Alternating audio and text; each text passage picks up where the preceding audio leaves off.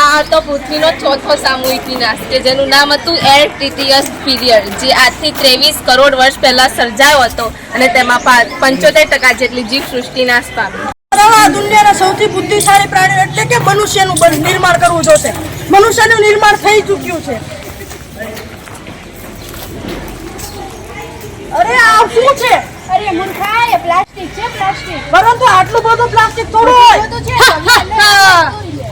અરે તું કેમ આવ્યો? હું આવ્યો નથી, મને બોલાવ્યો છે. કોને બોલાવ્યો તને? તારા જ બનાવેલા બુદ્ધિશાળી માણસોએ બોલાવ્યો.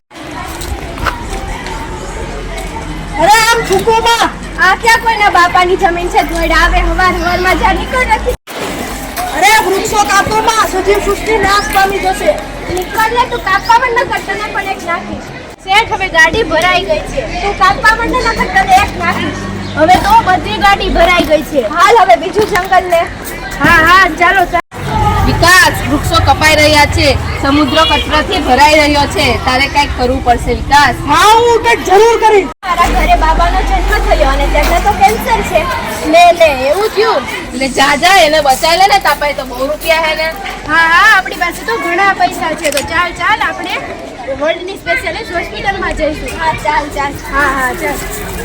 જો આપણે પૃથ્વીને બચાવી તો વિકાસનો સાથ આપવો જોશે, નહીં કે વિનાશનો. અસ્તુ. મિત્રો, હવે આપણે એક પ્રતિજ્ઞા લઈએ. આજથી હું વિકાસનો સાથ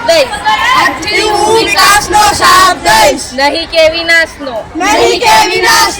વૃક્ષો વાવી અને પર્યાવરણનું જતન કરીશ. ગમે ત્યાં કચરો ના ફેંકી તેનો યોગ્ય નિકાલ કરીશ. આજથી હું મારા ઘર પૃથ્વીને બચાવીશ. અને પૃથ્વીને બચાવીશ. હસ્તુ જ.